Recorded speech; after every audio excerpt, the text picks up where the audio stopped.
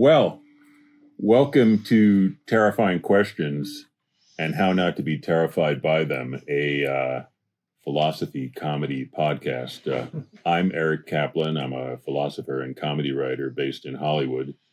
And I am Taylor Carman, and I'm a philosophy professor at Barnard College, Columbia University, which is in New York. But I'm not in New York. I'm somewhere else. And we are here to talk about a terrifying question. And what is it? Okay, the terrifying question for today is faith good? Is it good? Yeah, but I just want to tell you something about where we are. Yeah, it's not New York. We're in Albuquerque, New Mexico. We're visiting the American Society of Existentialist Phenomenology. And we're very fortunate, and you're very fortunate, because we have a collection of people who've devoted their lives to philosophical depth. So they're experts at being deep. Wow. And that's really good. You don't get that on other podcasts. You usually don't get this on our podcast. Now there's like a powerful amount of depth in the room. There certainly is. And it goes without saying, maybe by now, but as you can hear from the giggling and tittering in the background, that we are recording this. This is our very first recording of an episode in front of a live studio audience. In front of a live audience. And can we also say that it's being videotaped and it's going to be simultaneously released as the Being in the World podcast as well? It is being videotaped by good. Rousse, Excellent. a filmmaker. Excellent. And existential phenomenologist. And it's also going to be released as part of the Being in the World podcast. Yeah. So just depth and synchronicity is busting out all over. and this I think is going to be more of a roundtable discussion. Yeah. At first it was going to be we're going to talk a bunch and then there'll be question and answers. But I think that would be a waste of all the brain power. resources of depth. Yeah. Not just brain power, but heart power. Right. Exactly. And spirit power. Which gets to our topic. Exactly. Yes. Right. Yes. So okay. Well. Faith. Okay. Well, and what is it? Yeah. Well, what is it? What's faith? So faith, belief, maybe. Is it the same as belief? We have a few experts on that subject. Does it mean believing something? Some people think faith is bad because it's belief, but it's irrational belief because it lacks evidence, it lacks justification. So it's dogmatic, irrational belief. That's faith. That's religious faith. And it's bad, and we'd be better off without it. Right. And it also seems like judging by how people behave on Twitter and the kind of books get published, there's a lot of people who are angry about this topic, either pro or con. They're either angry that people don't have enough faith, or they're angry that people have too much faith. And there were religious wars a long time before Twitter. Right. Yeah. That's true. That's true. So it seems to get people worked up. It has a history of that. To get people worked up. So what is it? It's an infinite commitment to the finite? What is it? That's pretty much it, yeah. Okay. Do you concur? I'm going to put you on the spot. We solved it. So here's an interesting here's a reason fact. why that would be bad. If you're infinitely committed to like tennis. A rose, right, Yeah. and the rose goes, then your life will be very sad, right? Because you'll have infinitely committed to this rose, and it's gone now. You'll be guaranteed to lose. You'll be guaranteed to lose. So that would be an anti-faith. Right. Okay. I as a joke, I said that really quickly, but what on earth does that mean? An infinite commitment to the finite? Oh well, let me back up. Let's one back second. up 9 steps. Let's back up in history and etymology and word use. So the word in ancient Greek, which is in the New Testament, and even in Greek classical philosophy sometimes, which means faith or belief, is pistis. And arguably that didn't mean belief like when philosophers talk about, I believe that the cup is on the table kind of belief, or I believe that the atomic number of gold is, what is it, 79?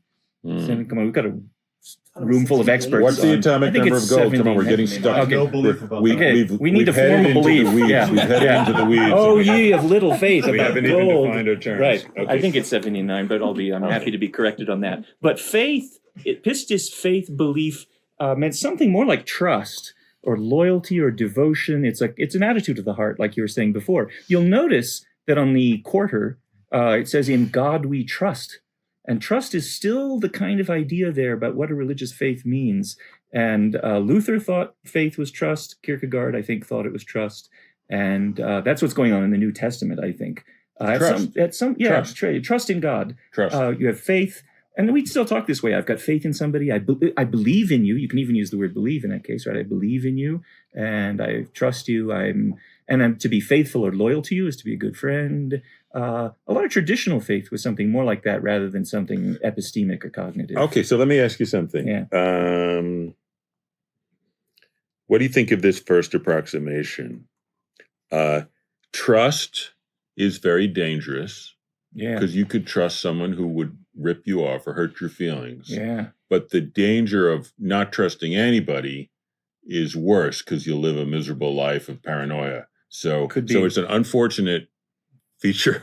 It's an unfortunate feature of human life. Is it? That you have a choice between either trusting people and then you could get your heart broken. Yeah. But the alternative is never trusting anybody, and that sucks. That may be more risky. Might be more risky. Yeah. So, one thought that occurred to me just before we started was, when asked about whether power or disciplinary power was bad, Michel Foucault said it's not bad, it's dangerous. And I'm sort of tempted to say maybe faith isn't good, it's dangerous.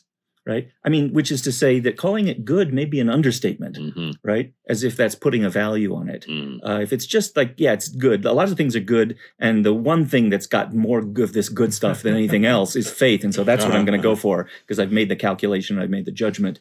I think there's something right about that because if it's like love, then I think the things you really love, they're invaluable.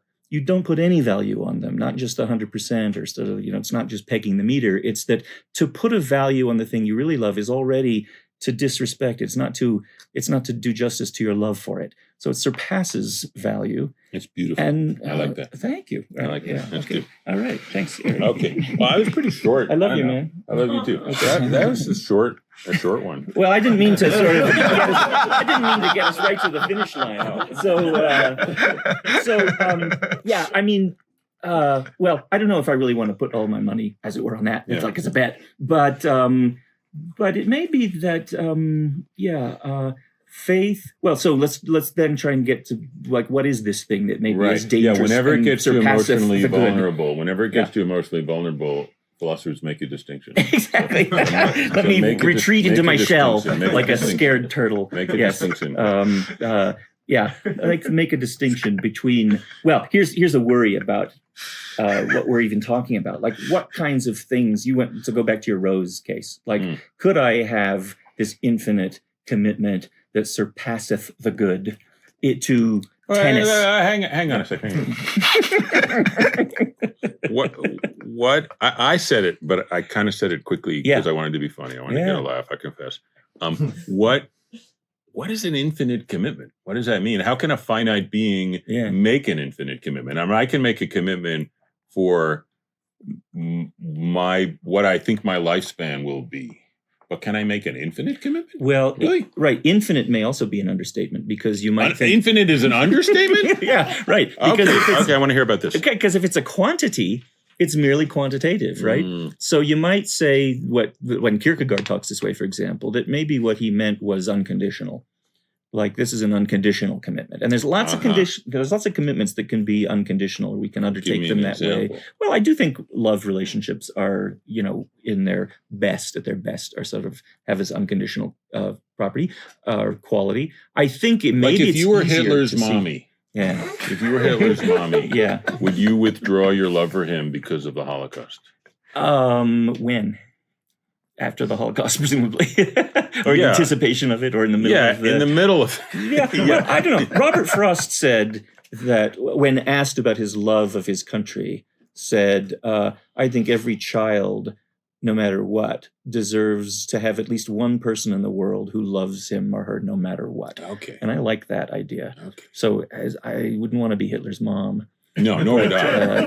But I like the so many reasons. But I like the kind of non-rational. I also wouldn't want to be Hitler's dog. But anyway, go on. I like the kind of maybe unjustifiable idea that everybody deserves to have at least one person who loves them no matter what. So there are these I think, very poignant cases of mothers of serial killers, murderers, where I really think it's not a bad thing that at least one person is on that person's side, no matter what. I think that's fine. What about this argument that if they had said, "Look, Ted, if you do this serial killing, I'm not going to love you anymore," then maybe he wouldn't. Maybe it would be the right thing to say, but not to feel. Though in your heart, maybe you wouldn't ever we just have to hope that follow through on that. The serial threat. Killers don't listen to the podcast. Yeah, I mean, parents threaten all kinds of things. Their mothers are bluffing. Right? That's right.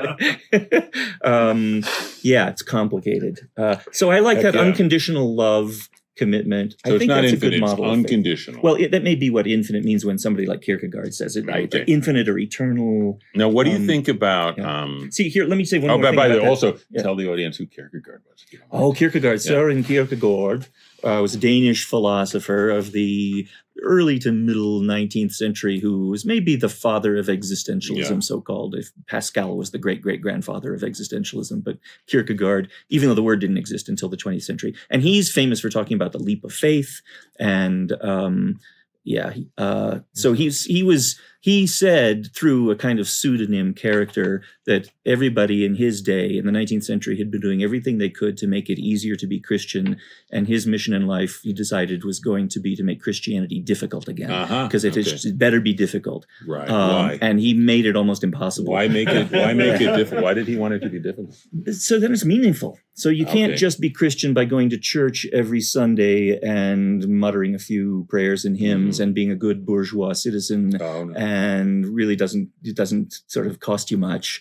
And you can have all kinds of other commitments, maybe that are trumping this one. It's just one more thing on your shelf and in your pocket that you can have. This is supposed to be something you stake your life on that matters. Again, do you think you could beyond make an everything unconditional else. Commitment to like life itself? You could. Well, again, the problem with that, Kierkegaard thought, is that life is finite, obviously, because you die. Okay. So, I always tell my students that it's important to remember that Dante put a lot of pagans in this limbo area where they were going to live forever, their souls, in this place where there was no hope, but there's also kind of no despair. They were in this neutral place. There was absolutely no hope, so there was hell from a Christian point of view. Yeah. But since they didn't have Christianity before them as a possibility, they didn't know what they were missing. I think my dad sort of aspired to that. Yeah. I think he aspired to a state of no hope and no despair and just sort of chill. I think the Stoics and the Epicureans, he was a Stoic. Ataraxia, apatheia sort of stuff. It's like the best you can be is in this neutral. Well, you don't think that's the best you can be, do you, Taylor? I do not. Okay, what else is in the great buffet? Well, what I like about the infinite story, the eternal story, is that. Let me put it this way. I feel this is a great temptation, which is risky, to think that there's more than just, did you get through life kind of unscathed and safe? Right. So that Spiritless. You can be, exactly right. There's more to it. What more something to it is more there? at stake. Like, what is it? Like there's, if not literally a last judgment, there's an assessment that you can somehow have about your whole life from a point of view of eternity. Was it all pointless, or was it all for something, or was it all you could affirm it, or you this is very sad story that not Thomas Becket, but Samuel Beckett tells about Samuel A. Beckett. That's right, exactly. Yes, that meddlesome priest. Yeah. That meddlesome Irish playwright. Who I think he was talking about his father or his uncle. Maybe somebody in our audience maybe knows who. Maybe his grandfather or uncle died. Somebody died, and he remembers his father saying, "Well, he got it over with." That is such a Beckettian idea. He got it over with. That life is something you get through and you're over with it. And whew, right. Well, he famously said, that's very depressing. Somebody said to him, what a beautiful day. Yes. It makes you happy to be alive. Yeah. And he said, I wouldn't go that far. Right. Yes. What a beautiful day. Yes. It makes you happy to be alive. Wouldn't go that far. Yeah, exactly. Right. That's Beckett. I think Beckett was echoing a kind of Schopenhauer sort of, in the end, I think despairing view that, here's the way I imagine it. And this is kind of fanciful because I don't really believe any of what I'm about to say, right? From a cognitive point of view, I don't really believe this. Okay. But everyone pay close attention. He doesn't really believe this. Go on. Right. Go on. So here's what I think. I think that let me gather my thoughts here, my incoherent thoughts. There's this worry that I've got, and it's a kind of a fear of death. It's part of what's involved in a fear of death, I think, right. Which is that you live your finite life, and it's really kind of the blink of an eye, or the sparrow through the mead hall. It comes in one door and goes out the other, and that's it, and it's gone forever, and forever, and forever, and forever. And there will be nothing you can ever do about it, ever again, to have made it different. Yes. And the finality of that and the eternity of it is awesome, right? And it's not in the contemporary skateboard sense, but in the awe-inspiring, sort of chilling sense that everything is at stake about how you live your life because the stakes are eternal somehow. And hang on, I missed that. Yeah, I missed that. It sounded to me like that meant nothing is at stake. No, everything is. Well, I mean, what's in the stakes are infinite because how you lived your life and how it all went will now be like in amber forever. Okay, right. Settled. Right. There's no going back on it. There's no revising it. There's another kind of view you might have within your life, which is that anything I do, I can undo it. There will always be a little time to take things back. Any commitment I make, I can take it back, and I can keep sort of adjusting to make my life the best life right up until the end. Right. But at some point, it's going to be all over. Let me ask you this. Gone. So, you will lose everything. Is this? Are you alluding to sort of the idea that, like, if we heard that, all the nuclear powers on Earth had gotten kind of grumpy, and this was our last day on Earth. That we would have a certain attitude of seriousness to how we would spend our days, our day. Hopefully. And are you saying that that is how we should approach our life anyway? Because the difference between one day and, 18,000 days isn't that significant. Like, you have a finite amount of time, so make it count. I mean, maybe. I don't think we should aspire to live in a state of terror and fear. Oh, no. I don't. But I see what you mean. But this reminds me of why I don't ever really understand what people are talking about when they talk about literal immortality of the soul or the body or whatever. Because what I think is, what difference could it make, right? Well, because how the number 3 is eternal? Oh, yeah. Well, you'd be like that. Wait, go on. What do you mean? Thank you, Tim. It's just a joke. Anyway, go on. He was making a mature point, and I made a stupid joke. Go on. Okay, so what I say, I don't believe what I'm saying because what I really think, cognitively, I'm like an Epicurean. I think I'm going to be gone, and that's it, and it won't be any worse than before I was born. Right. But there's this other part of me which feels the sort of impulse to think, after all, I will be non-existent forever and ever and ever and ever, and my life will remain exactly what it was forever and ever and ever, which means how I live it is going to be, it's hard even to put this into words, because like I say, I don't literally believe it, but what I think I have a kind of faith in the idea that it matters infinitely how I live it.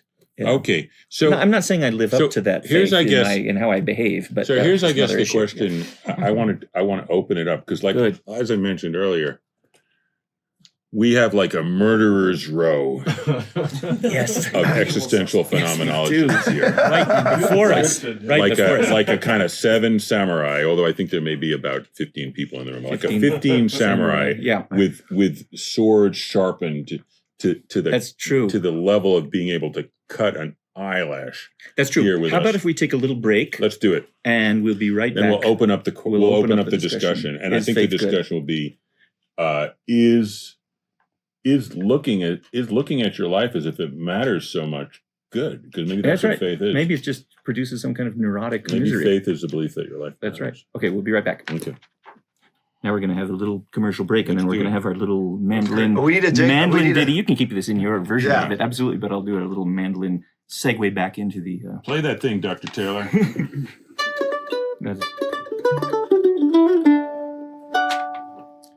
All right, we are back with our, what did you call it? Murderer's Row? Murderer's Row of existential phenomenologists. Of fighters skilled in the existential arts.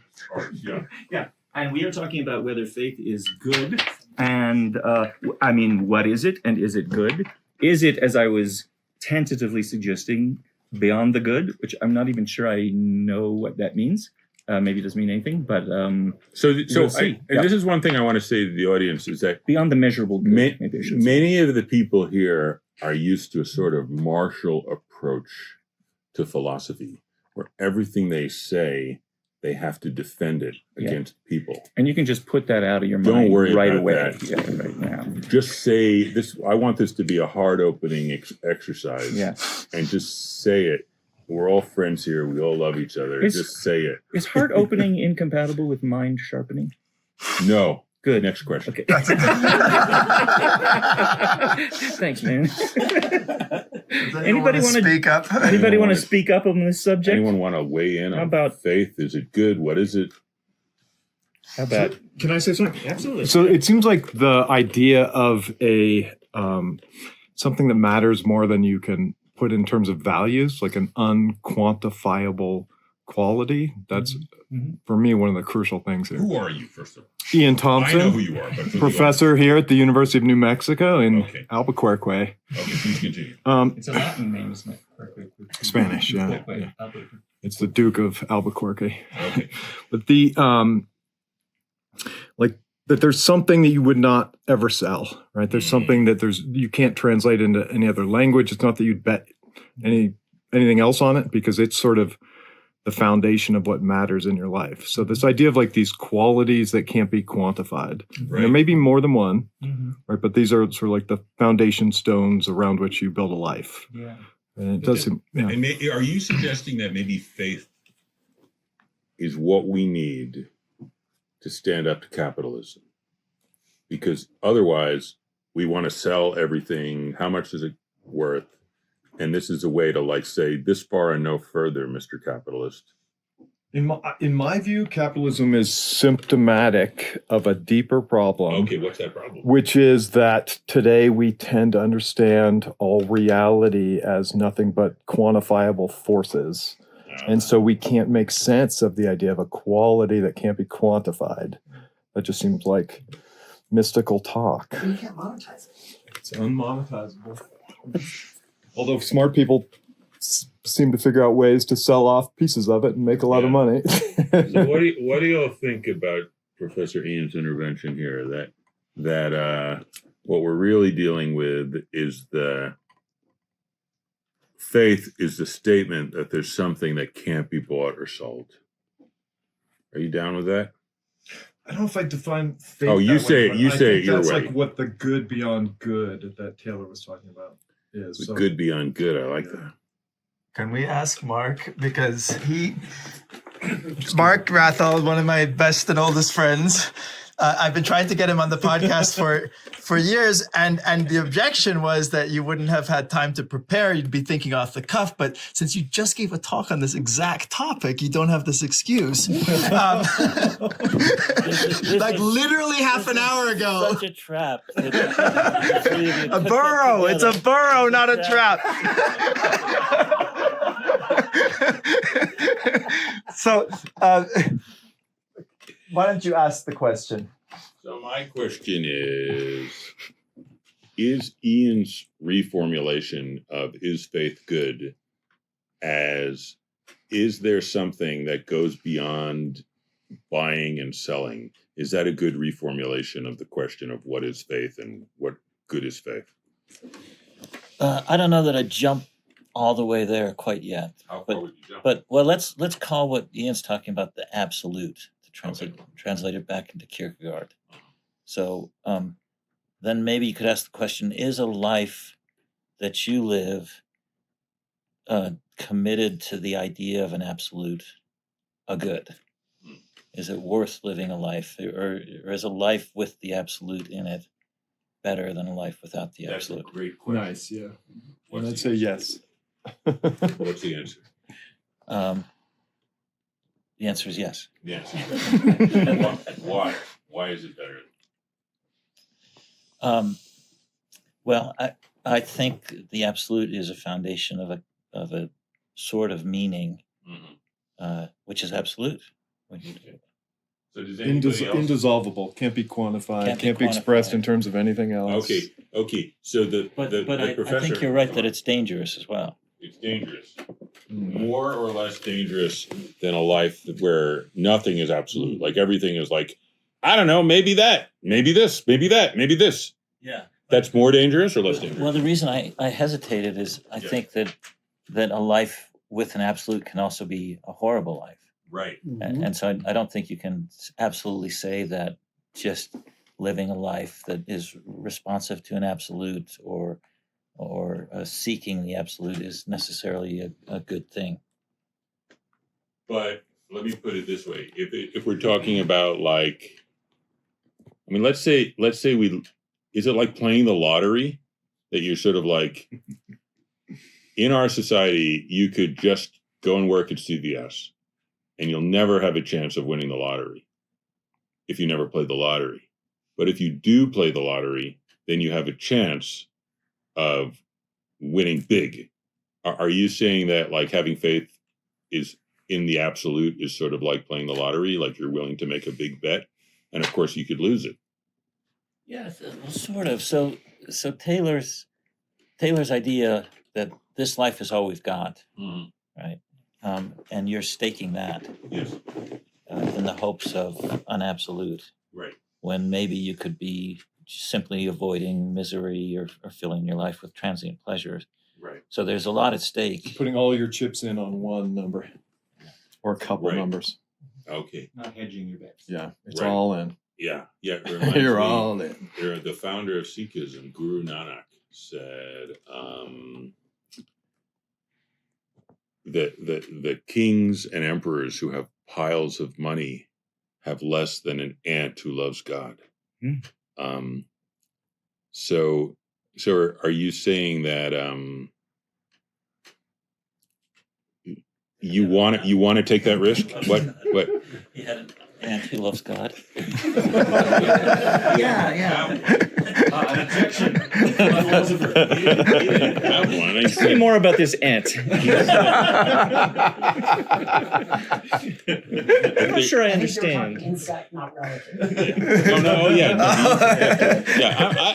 But even that way of putting it is an understatement because it sounds like a comparison of one measure to another measurable. And there's a difference between a kind of mathematically infinite measure and something immeasurable.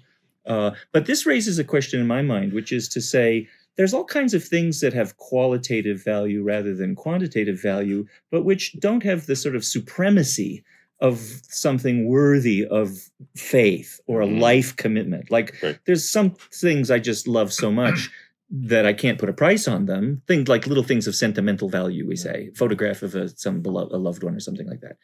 But I wouldn't turn this into a religion, certainly. I mean, it's qualitative. So it seems like it's got to have immeasurable or qualitative value, but it has to have some kind of supremacy, even if it's not numerical or measurable or something like that. In other words, I think one way to put it would be to say somehow your whole life is organized around it, right? It plays a role in your life where you spend your whole life unfolding what it means to you. Yeah. And that process gives your life a kind of a unity. Yeah. So you get a kind of that eternal perspective, but within time, where you're seeing your life unfold in relation to what the meaning of something you're trying to unfold yourself. Right. Yeah. So why do you want your life to be organized? Why do I want it to make sense? Yeah. Couldn't you just enjoy it? I do. But you also are you sort of like you'd you actually, this is being filmed now. Would you rather have a more joyful life that makes less sense, or a less joyful life that makes more sense? A more joyful life that You'd makes rather less okay, sense. So maybe this organize your life thing is like. But if you could pull the rug out from under me and I could wake up schizophrenic on the street filled with joy or something, but I don't mean that. No, I'm just thinking that sounds a little bit more, I don't know if like you might call it Epicurean. Like Nietzsche sometimes said he was an Epicurean. By joy. Well, right. It depends on what you mean by I think joy. I would have given the opposite answer. I think I would prefer a less joyful life. What would I? It depends on what you mean by meaning too. Yeah, I mean, Oh, it's what really else hard does it choice. depend on? Well, what kind of meaning are we talking about? Depends on what you mean Yeah. by joy. It depends on what you mean by meaning. Yeah. But that's all it depends. What you mean Well- by you is actually the most important Yes. one. Okay. Here's Right? what So I- you're having an identity of a you that follows that comes I want through to all of it open by up. making- Somebody else talk. Yeah. Somebody who yeah, hasn't talked. Do we have yet. any faith haters in the room? Talking. It's hard to say that, but maybe we're yeah. I have a question for Professor Patricia Benner. What do you think? What do I think? Yeah. I think Very specific question. yes. Well, I think it's important to have both meaning and joy, and that the two are very compatible. I think you don't know how to really be in the world if you don't have anything that matters to you, if your life is meaningless. And so I think it's important to have things that you care about deeply, and you live up to that care, and that you get better at it somehow. Do you deal with people? You're a professor of nursing Right. and the philosophy of nursing. Do you deal with people at the end of their lives? Yes, And often. So what can you tell us from that? Not the other shore, but sort of like when the other shore is within sight. What have you learned that is a good way to approach life so that when you're at the end of it, it seems like it was all worth something? Well, Good. the amazing thing I've found with people who are dying is that they continue to live until they die. Uh-huh. And that it isn't this big saga that they continue to do what they know how to do by being committed. I remember when a student nurse told me about this man who asked her if she would wrap 7 presents for the people that he loved the most. And she felt like she couldn't honestly say that she was altruistic. And so she wrapped these 7 presents. She didn't want to brag about generosity or altruism. So I called her into my office and I said, look, anyone off the street would comply with such a request. It's so meaningful and so deep. Why do you dismiss it? And so that was the beginning of a really important question, because another nurse educator has told, we are not altruistic. That's a myth. And she found out, with continued conversation, she in fact was altruistic. And that was a really important discovery. So do you think that people live their lives in some sense better if they have faith? I think so. How come?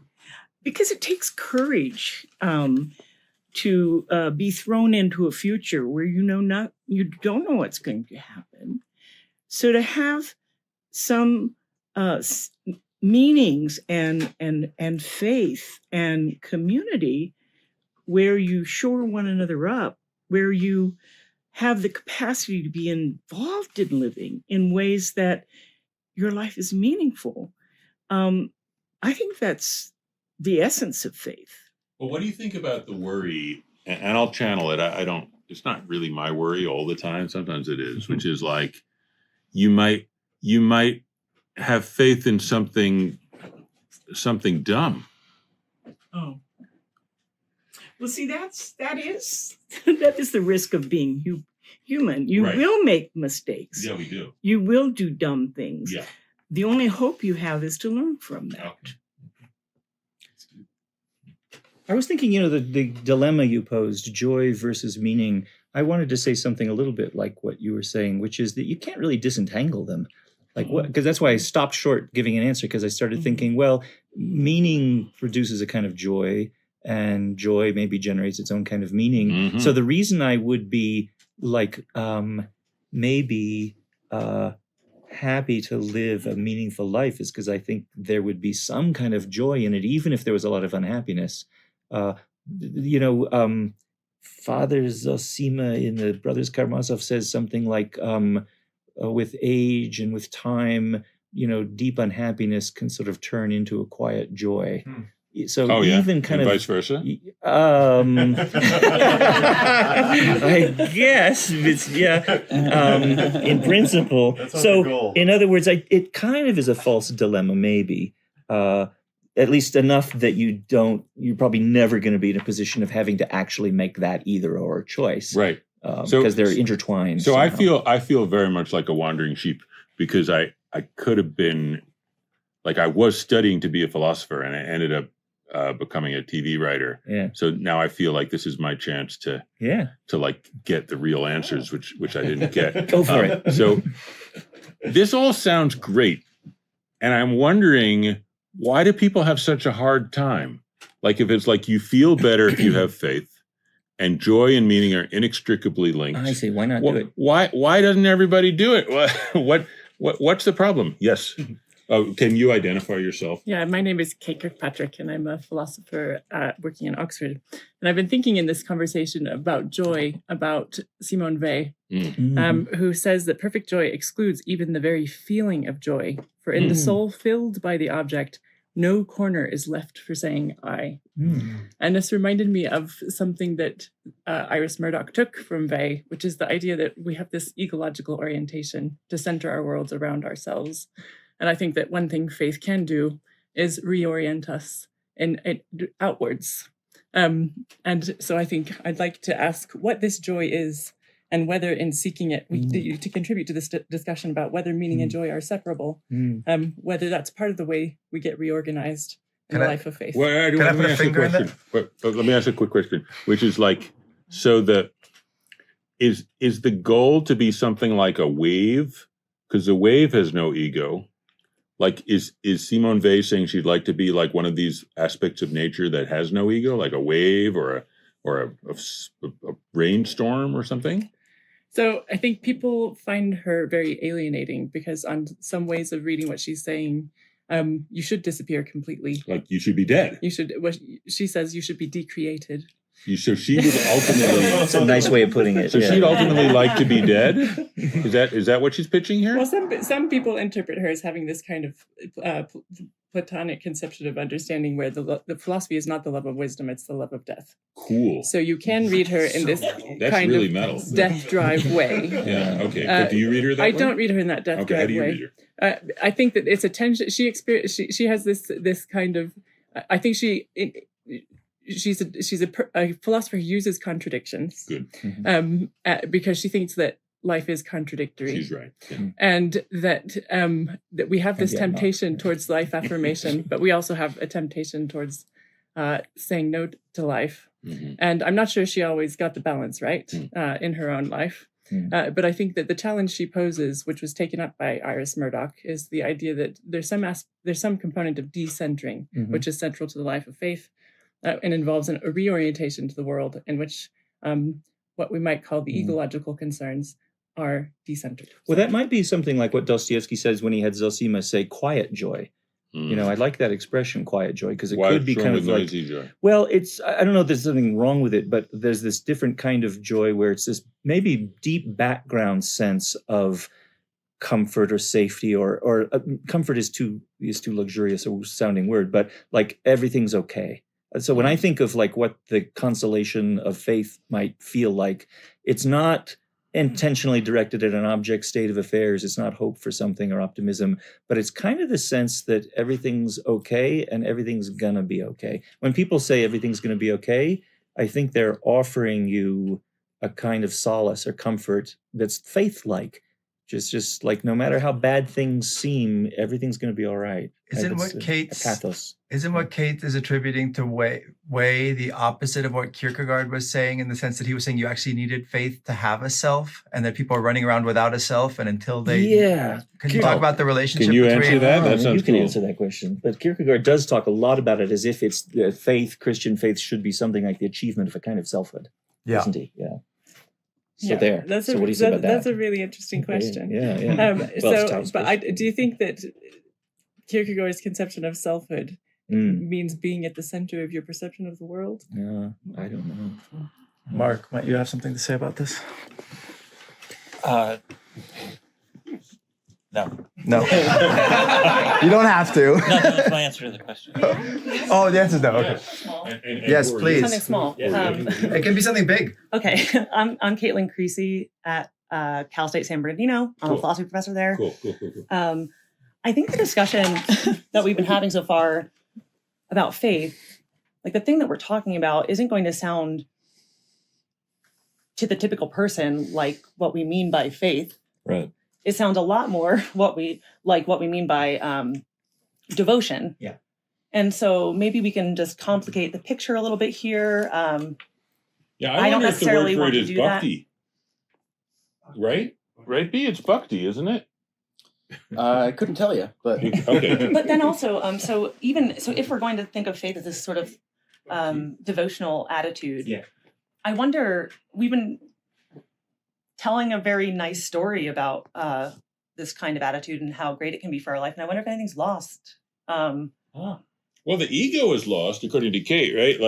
Like you're losing yourself in your infinite Is devotion. anything Fat, Is that fair? it's the fat, relentless ego. It's the ego that The puts fat, it, relentless- That's what Iris Murdoch calls it. Oh, The let's fat, ask Kate Mann relentless about that. ego. That's good, right? Which puts itself at the center of the world, not the perspective on the world. Because Now, okay to why be did fat, she though. want to get rid of her fat, relentless ego? What was her beef with her fat, relentless ego? but it stopped her from attending to the world properly. She wanted to improve her moral vision. She wanted a better moral vision. Mhm. Why? Why? Yeah. Um, She just wanted, there was a lot of moral stuff she wanted to see, and she I couldn't see think it, at so she wanted some level to it's an empirical question. get that I like a can't moral answer. vision. Why, Did she wa- why did does she that want to be person want to happier? improve her moral moral vision? I vision. don't Like, know. why would anyone want a better moral vision? Like you just need moral eyeglasses or something? Like what good is a better moral vision? To be a better person. So she wanted to be a better person. You know, it's interesting. And live she- a better improving your life, vision to- is It's interesting flourish to is say, part of it's that. interesting that she said fat, because I do think she was very obviously anorexic, and she died of, This you know, is when- Murdoch. she- Murdoch oh, said you're talking this. about Murdoch. Yeah. Oh, I'm going to edit this out then. Okay, I thought we were still talking about faith. So no, it's No. Murdoch calls it the fat relentless Oh, Murdoch ego. calls it Yeah. the fat one. But Okay, she never mind herself then. had a Okay, healthy yeah. relationship to eating, right? I don't know about Murdoch. We don't know. ask me. As far as Don't we mix know. up the Yeah, episodes. Simone Weil did no, not. Yeah. no. Yeah. No, but seriously, I'm I mean, sorry. we've been talking about how devotion plays all these positive functions, or we were saying it was faith, maybe, and maybe they're the same, and maybe they're not, and I don't have to distinguish between them, but maybe you guys can, or give more. Well, if nobody else says it, why don't I just offer this? I think what makes faith dangerous is that it can easily turn into fanaticism. That's right. Right? Yeah. And fanaticism is not great, I would say. So I think, you know, it's so bad it sours us on faith. well, yeah, I mean, what's the tipping point? I think one way to try to draw the distinction is in terms of, again, cognitive belief or doctrine. A lot of fanatics are committed to some idea or thought, and they will risk everything for it, but it's kind of madness because it's irrational. we had a great But conversation it's hard to know. with Mark Wrathall of Oxford University, existentialist, phenomenologist, Yeah. About orthodoxy versus orthopraxy. Yeah. And one thing, and I've always been an orthopraxy guy. I've What always does thought, orthopraxy mean? what does orthopraxy means? Orthopraxy is a religion like Judaism, and I've since learned Mormonism, where it's more important how you act Mhm. than what you think. And ancient paganism was like this. Ancient paganism, yeah. But I got scared. Like I was like, yeah, orthopraxy. I'm an orthopraxy guy. But I got scared as maybe orthopraxy can be every bit as intolerant and abusive as orthodoxy, because they're like, you're Yeah. you know, you're eating line. a dish that there was pork in last week. Yeah. Get out of town. Right. Yeah. You're a bad person. So I'm a little worried about that.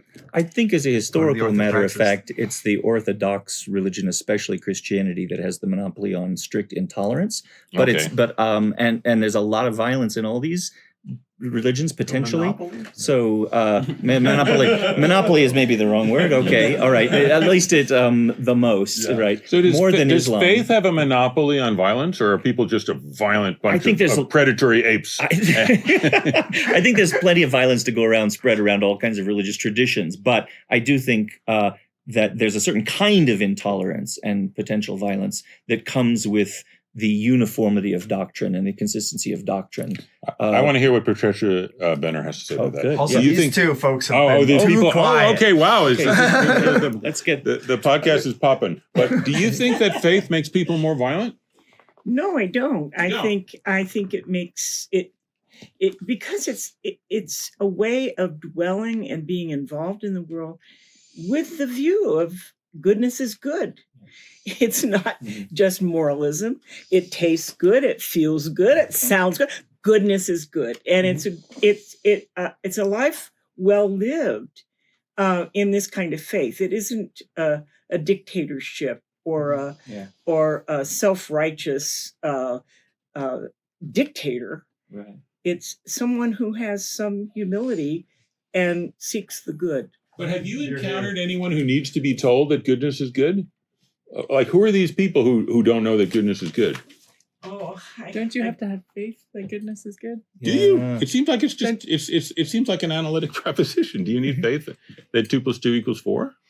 Well, so I suppose there's a sense in which it's tautological, Right. But the world could stop showing up to you as good. Oh. Yeah, and some people are devoted to it more than others. I do think there's a difference. I was talking about this with Mark earlier, that as rationalistic and maybe intellectualized as Plato and Platonic philosophy is, when you think about what he was saying about the good, it looks like he was cultivating an attitude of loyalty, commitment, and he even uses erotic language to talk about your devotion to the good. So he's turned on by the good. He is. Well, that's right. And actually, St. Augustine takes over this kind of rhetorical language, this kind of discourse about God. It's pretty hot stuff. I mean, he burns for him. He yearns for him. There's all this love. So don't be uptight. Yeah. Don't be uptight. Be turned on by the good. Yeah. So in other words, it may be tautological that the good is the good, but even in Plato, without Christianity, it looks like there's something you can have this attitude of devotion and loyalty and love of the good, and there's plenty of people who don't seem to, right? Yeah. But Tao, you said other people wanted to talk. No, I didn't think that. I think they're trying not to talk, but I think we all are. Because we have some other existential phenomenologists here who have been, shy in the corner. And I think we should put them on the spot too. Yeah, let's put people on the spot. I like that. Like, is it just like some people? Oh, maybe it's like this. Maybe people are afraid of being rejected by the good. And they're sort of hanging back, and they won't make a pass. They've got a crush on the good. They got a crush, but they won't make a pass. Yeah, maybe. Eric, sorry. Your point about don't be uptight, I think was a joke, maybe, but it was a really deep one because. Yeah, no, I think the reason that people like me don't identify as religious or faithful is because in America, those terms are sort of hegemonically controlled by fundamentalists who sort of say my way or the highway, and their way is very intolerant of anyone who doesn't look like them, act like them. And in fact, half the time, the ones proclaiming the exclusionary views are really secretly, want to exclude themselves and can't. So, they've really tainted the very concept of faith in a way. Why don't you contest it? Why don't you say to your students, I'm a man of faith, and I'm the right kind of man of faith, and tempt them away from all these wicked fundamentalist creatures. And I do that on patriotism and America. I think it's important not to let belief in America go over to the right wing completely. Cool. Yeah. No. Mark was trying to say Mark Wrathall. I think one thing that we humans are very good at is perverting and misappropriating every good thing. Okay. And so that this is part of the riskiness of any committed form of life, is that it strays over into a kind of fanaticism. And part of the risk as well is the ambiguity of existence. So it's very hard to tell when you've strayed from the good in a way that perverts it and undermines the good that you were getting out of it. And that's going to be true of devotion as much as faith, as much as any other human good. Is that a rock bottom fact? Like, why are we so perverse? Yeah, good question. Complicated. What's wrong with us? Well, it's hard to admit that you're wrong. I mean, what's wrong with this? Introduce yourself. I'm Justin White from Brigham Young University, a philosophy professor. But it's hard to admit that you're wrong. So, like, faith, and a certain type of faith or devotion, you're committed to this thing, can be dangerous, maybe because you can become inflexible also. So it's not just faith or devotion, but sort of an inflexibility, like closing yourself How off. flexible do you want to be? I don't know. It depends. It almost Getting a seems little older, right? I want to be You know, flexible about that. commitment, Yeah. Commitment is inherently a virtue of inflexibility. But also like an openness to learning from others in the world, right? So Right. So Like- would you be okay with just being a kind of kind of blob? Like not committed to anything Well, that's and not just commitment. learning. That's not commitment. Right, but maybe commitment is bad. Maybe you should just wake up every morning as a blob and learn how to live your blob life that day and then go to sleep, sort of resolve back into blobhood. And then you wake up again and you're like, well, what should I do today? Like that would be, I'm trying to formulate like what the non-faith position is. Yeah. I do think I kind of agree with you. I mean, I don't You know. want to that- be a blob. Yeah. I'm a Love to be a blob. blob. Love to be a blob. talking about No, it so I'll call it devotion Blob instead of is faith because an I'm still not sure we're animal. talking. Yeah, go on. I'll call it devotion instead. But, inflexibility is part of it, right? You want to be that's the maximally commitment. flexible, like a blob. Inflexibility is part of devotion, and I think that can get at something that you potentially miss if you remain devoted when somehow. Nietzsche wanted to be a kind of, if not a blob, but sort of flexible. Like he didn't want to have this kind of faith we've been talking about, right? What did he want? In the You can gay lose a kind of science. responsiveness, Yeah, I think. yeah. If you're too inflexible, if you're too devoted, you can become entrenched in ways that can be, I think, kind of that can be personally harmful. Now, and what can, does like- it mean to be harmed if you're a blob? Like, what are you worried about? I missed out on the blob. I'm sorry. I was thinking about this other issue that we're talking about right now. Here's what I mean by a blob. A blob is a mass of protoplasm. Thanks for clearing that That up. is pure. It's pure potentiality. Pure flexibility. It's pure flexibility. It doesn't even have a skeleton. And it's a little bit like, I mean, and this was a bad blob, but in the movie John Carpenter's The Thing, it could just become anything. I don't think blobs of that sort really exist. Like I don't No, think there are any no, people that are no, they blobs don't. like that. First of all, No, they're So very you have to frightening. live as the person you are, and the world is always going to push back, and Would you like there are to going to be be opportunities blobbier? for. Does it even count as a thing? I don't know if I want to be In fact, blobbier. it's called The Thing. Just a thing. Not only not only are you wrong, but it's named The Thing. It's life itself. What about an instance where your life might call out for like a new devotion, Right. right? Your devotion to some other thing might Right. preclude this new devotion that might be, I don't know, better for you in certain ways. I'm not sure in which ways. Maybe more, I don't know. It helps you live aspirationally in the way that you'd this like, could- or whatever This it could is. happen, and maybe this has happened to some of our listeners, right? Which is you could fall in love with somebody and devote yourself to them forever, and then all they want to do is stay home and smoke pot and play video games, and then that's kind of cool for a week, 6 months, but after a couple of years, you're like, I want to take my infinite commitment back. This is not This working ain't out it. for Yeah. me. So I want to throw Yeah. something out. Is it possible for anybody to exist without faith? Oh, Because the thing is, what we've all been talking about is faith as a sort of a guiding, ordering function. Like this is how you believe the world works. This is how you understand your place in it. And it can't just be a matter of strict cognitive beliefs because there's too much uncertainty for any cognitive belief to get it all. right. And so, like, I've been thinking in my own, this conversation is kind of a hot button topic to me because Sure, good. I have a very complicated relationship with faith. What is it? Well, I was an extremely devout Christian Okay. for the first 20 years of my life. And why did that get old? It got old at the point where my moral imagination and what it was underneath that faith in Christianity, what it was that was calling me forward, ran out of room in the evangelical, rather fundamentalist Christian faith that I grew up practicing. What was the moment that you realized that your faith was whole? It's like Meister Eckhart, that he prays to God to free him from God. Like, what was the moment that you realized that your faith was holding you back from, I don't know, a deeper faith? Is that what you want to say? Wait, what it was holding me back from? Well, when did you realize it? I want to hear. Yeah. Oh man, it was rough. She was What there. happened? It was this rough period of my your life. mom told you to cut it out? No.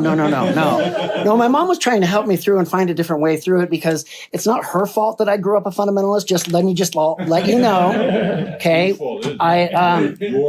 Mine, because I made the commitment. No, but part of it was that I participated in this Christian elementary school that was educationally brilliant, but also deeply fundamentalist. Okay. And who sent you to that? Well, my parents did. I want to know, But- how did you realize? What it was it started in high school with the discomfort. Okay. With the idea that just because the people I love the most, Yes. my friends, right? Because I was a teenager, the most important people in the world are my friends, and none of them. I grew up in Berkeley, so like literally, I was the only Christian I knew, and in high school.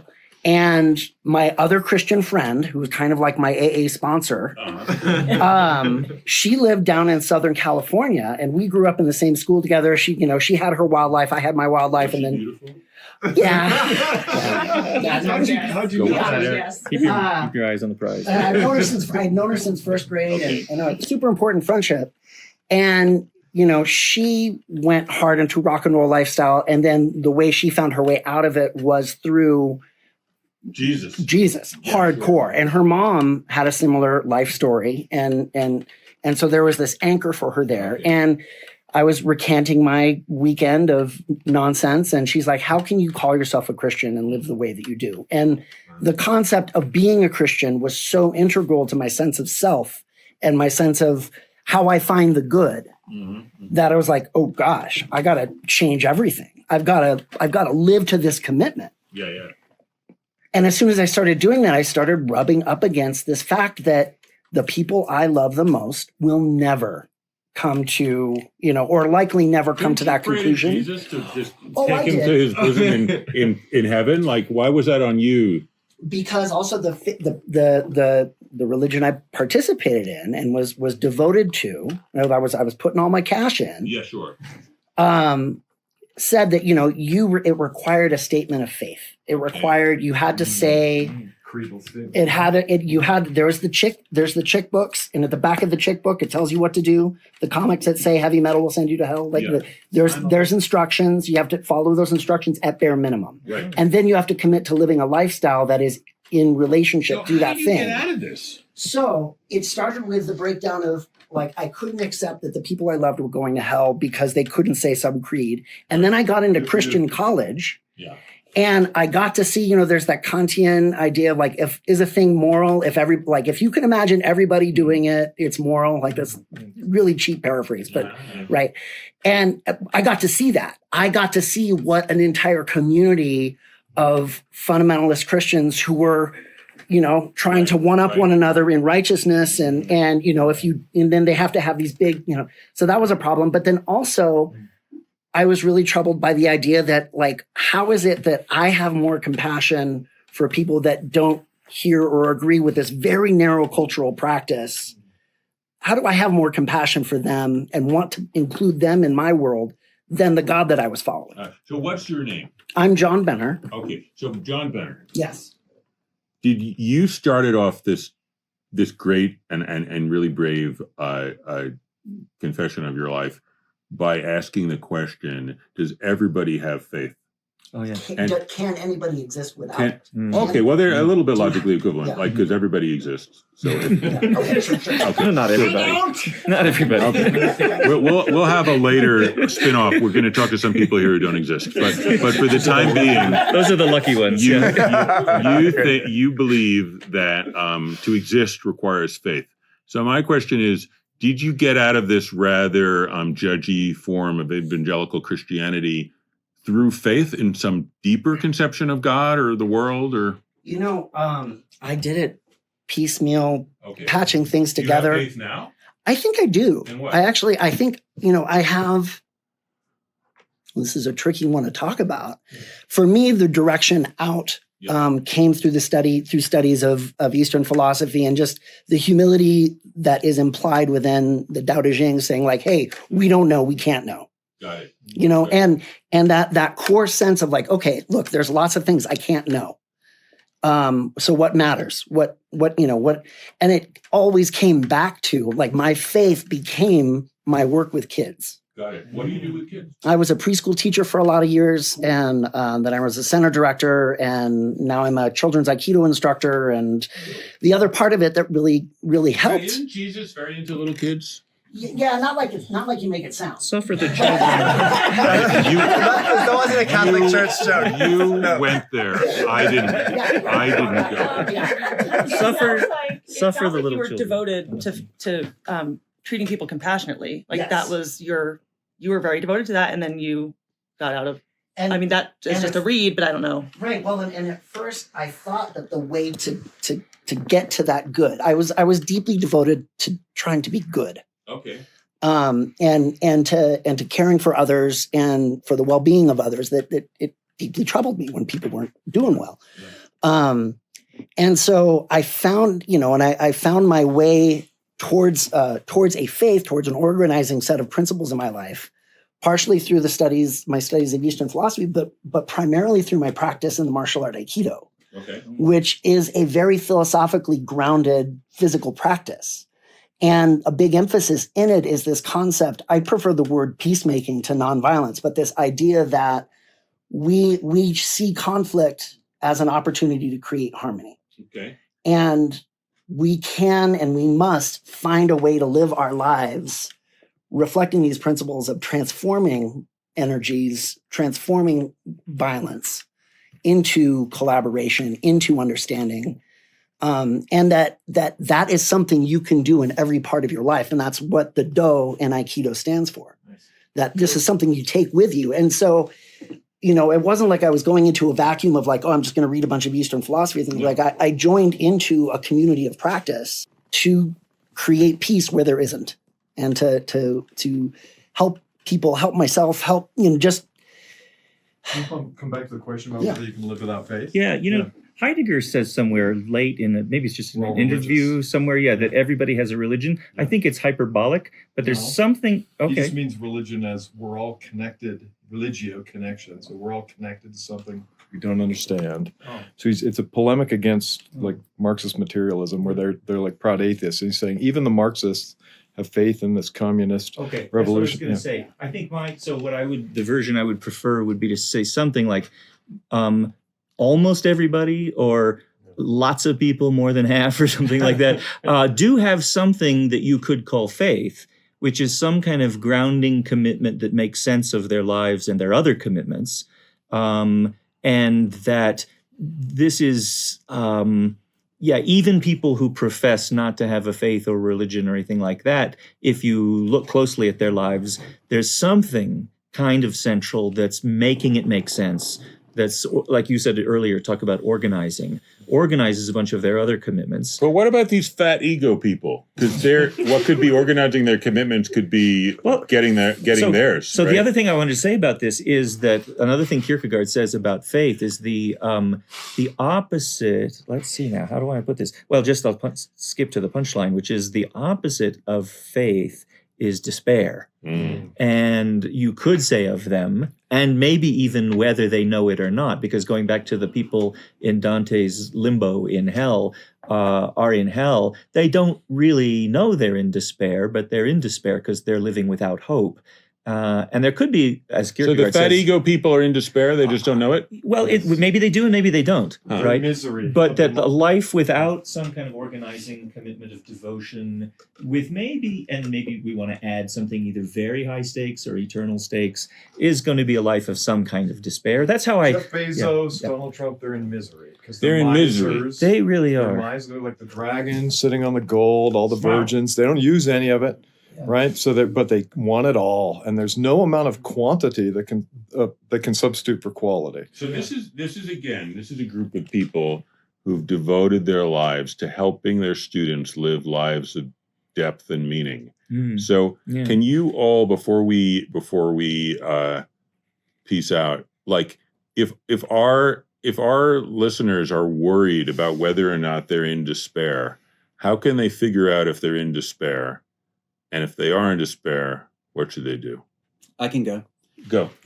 Introduce yourself first. Who are My you? name's B. Rousse. I'm a philosopher and a punk rocker based out of Oakland, California.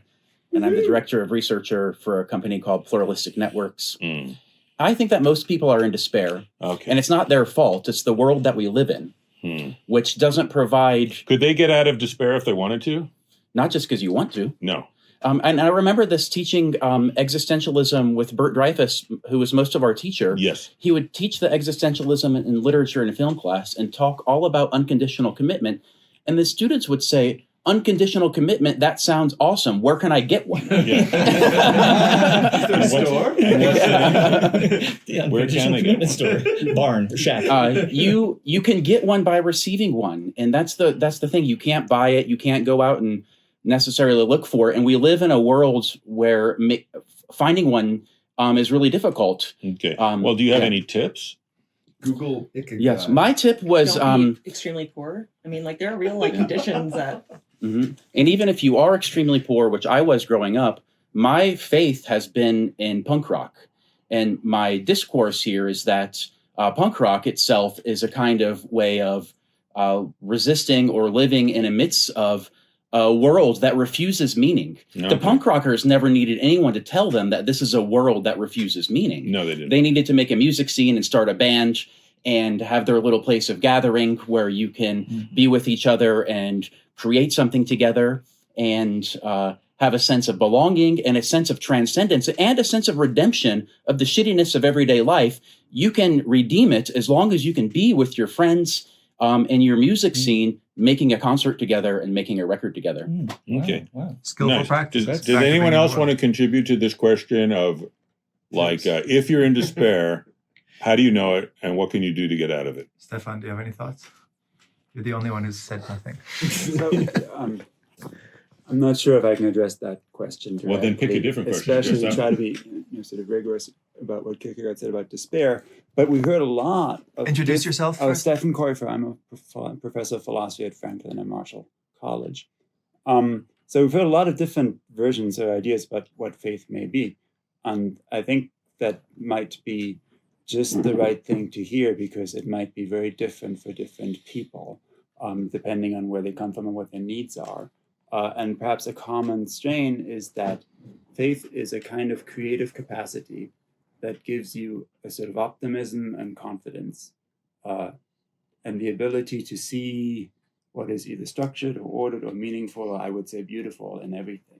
Nice. And I witness that in some people, and I find it admirable. And it's something I wish I had more of, the ability to always find beauty in whatever happens. And so What's making it hard for you to have that? I was just character flaws. You have character Being flaws. That's too tired, bad. fatigued, Okay. perhaps. So you need more rest and to get to work on those character flaws. Maybe. Maybe. Most people associate faith with religion, but these are mostly philosophers. Is there faith in philosophy, or? I mean, like a lot of things, it can be the meaning of your life or the center of your life. I do think it's worth thinking about what makes the difference between any old love or devotion attitude and things that have been called religions. I don't know what to say about that, but I do think there's something to keep in mind that it seems like your stamp collection, maybe not quite the worthiest object of your infinite devotion. But I think of philosophy as the opposite of faith and of religion, but then I think of Heidegger saying questioning is the piety of thought. I was just going to say that. No, So- I think they can have a lot in Anyone who common. tells you that they have all the answers and they have it all figured out and here's the answer, you just have to believe what I believe and you'll be happy, is lying. They're lying first and foremost to themselves, and so they're lying to you to try and convince themselves. So that's what it means to say questioning is the piety of thought. Like the faithfulness of philosophy is keeping the questions open and refusing to accept these easy answers, I think. Mark, can I put you on the spot one last time? Yeah. Yes. And this is a Dreyfuss statement, but curiosity, attentiveness, engagement, responsiveness, these are all central qualities of faith that keep you open and engaged in the world. And it's good. Yeah.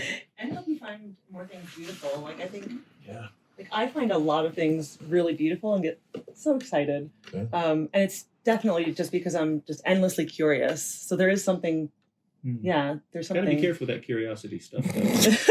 That can be the lust of the eyes. I guess what's troubling, I shouldn't say it's troubling me, but here's something I want to ask, which is, if there's all this beauty, and we have souls or brains or bodies that are set up to respond to beauty, why don't we? Don't we? Yeah, why don't we do it all the time? We do. Because it's not constant. Not everything you see is beautiful. I mean, why aren't we constantly finding the beauty in everything? Yeah. I think that'd be the life of the saint or the mystic. Yeah, the Christian answer is we're sinful, but I think my version of that would be to say we're complicated. Yeah. We live in a fucked up world. It's temperamental. I mean, like, I think it's temperamental sometimes too. Yeah. We are complicated. We're very complicated animals, I think Nietzsche said, but it's just factually Much true. more Biologically, complicated we are than the weirdest animal starfish. ever. Even though starfish have 5 limbs. Yeah. Right. Yep. Yeah. Finding the beauty in the very worst thing is an aspirational idea. Are you right? trying to do that? Yeah. That's Do the you do like a workout? Like you find a pretty bad thing and try and find beauty in it? work up to it. Yeah. No, I just jump right to the very worst Good thing. for you. Yeah. All right, shall we wind this down? I think we should take out your instrument. Yeah. Oh, Yes. unless anyone has any last licks. No last licks. Okay. Let's see. Faith. I'm going to edit Thank out. you, everyone, for this is one of the everybody. best terrifying questions It sure is. It makes you- episodes it and makes one you of my blessed. favorite Being in the World Faith and podcasts. philosophy. It makes you blessed. If you're listening to this on Terrifying Questions, check out Being in the World. And if you're listening to this on Being in the World, check out Terrifying Questions, which is one of my favorite podcasts. And it's really fun to have done this live Thank you, Tal. with you guys. Thank you, everybody. Yeah. Thanks, everybody. Yeah. I'm going to tune up and Thank play you, our guys. outro theme. Yeah. Baruch Hashem.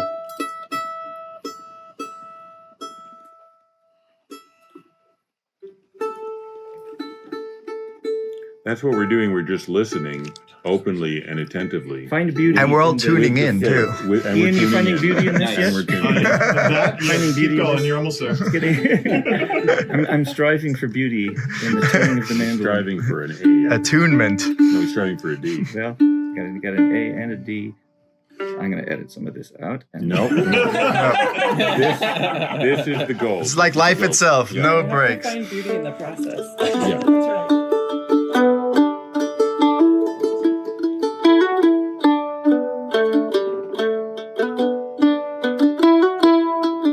you know what? I'm going to start that again. No, I'm going to start that again. No. Take back your woo.